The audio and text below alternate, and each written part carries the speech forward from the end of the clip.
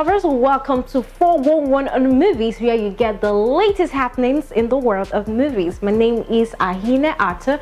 Let's get started.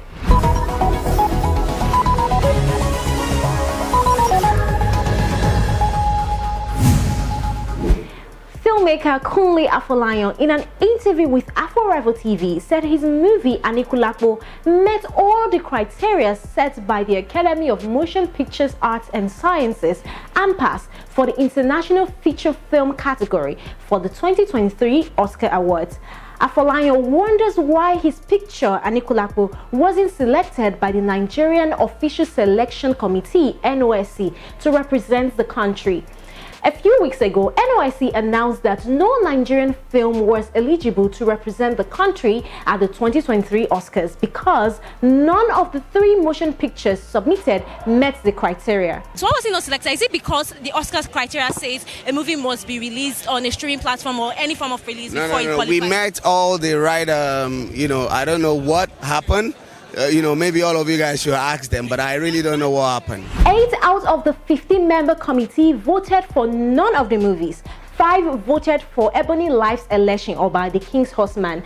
1 vote went to Kunle Afolayan's Anikulapo, and 1 vote went to Femi Adebayo's King of Thieves. Seriously, I think NOSC needs to educate us on what the criteria are, because we need to get a representation in 2024. The list of the nominees for the 18th African Movie Academy Awards (AMAA) are in, and Tanzania romance flick Tug of War and South African crime drama Surviving Gaza tops the list with a total of 14 nominations each. This was followed by Tambele, a Ugandan film, which got 10 nods. Bolanle Austin Peters' Man of God led in Nigeria with a total of 9 nominations. This was closely followed by Jolly Roger with 8 nominations. Kunle Afolayan Swallow bagged in a total of 7 nominations. Zimbabwean film curator Kate Shuri is the president of the AMAA jury this year. The award is slated to be hosted in Lagos this October. Veteran filmmaker Tunde Kelani talks about his upcoming project titled Cordelia, which is an adaptation of Femi Oshufisan's book of the same title. Kelani collaborated with the University of Delaware, United States, to bring this project to life. He tells us more about the upcoming musical in an interview. I've just completed a film, Cordelia. Cordelia is adapted from Femi Oshufisan's material, but it's just not about the film, it's about the music of the film. Wow. Because it's in collaboration with the University of Delaware and the US. So we are doing what is called a cultural fusion.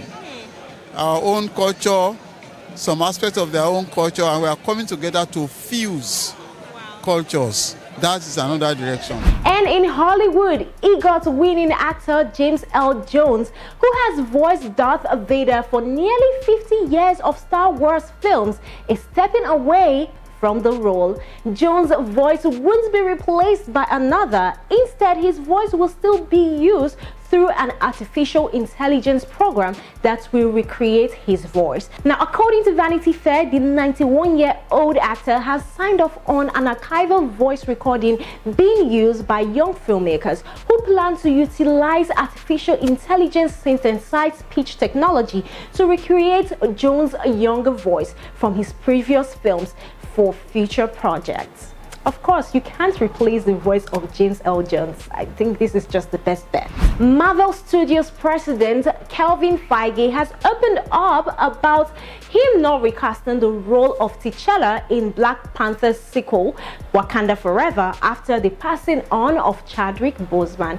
In an interview with Empire, Feige insisted that Boseman needed to be honored and not replaced in the Ryan Coogler's follow-up film. He said the world is still processing the loss of Chad, and Ryan poured that into the story. Black Panther Wakanda Forever is set to hit theaters on November 11th this year.